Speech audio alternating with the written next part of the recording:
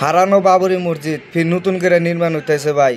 সবই আল্লাহর ইচ্ছা। আর এই খুশির খবরটা সবাইকে শেয়ার করে দিয়া সবের অংশীদার হয়ে যাবেন ভাই।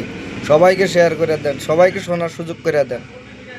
অবশেষে চলে এলো মুর্শিদাবাদের বেলডাঙ্গায় বাবরি মসজিদের শিলান্যাসের দিন। আর সেই দিনে কিন্তু একেবারে অন্যরকম চিত্র ধরা পড়ছে।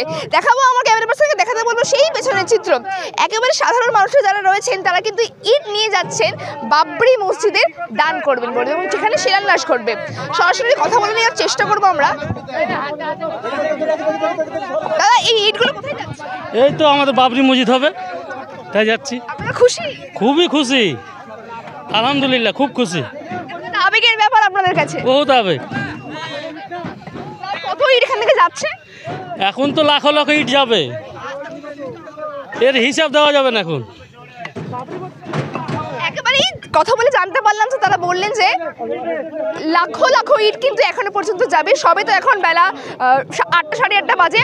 সারা দিন রয়েছে এবং 12টার সময় কিন্তু মসজিদের শিলান্যাস ঘটবে। সেই শিলান্যাসকে কেন্দ্র করে কিন্তু সাধারণ মানুষের মধ্যে একেবারে উচ্ছ্বাস।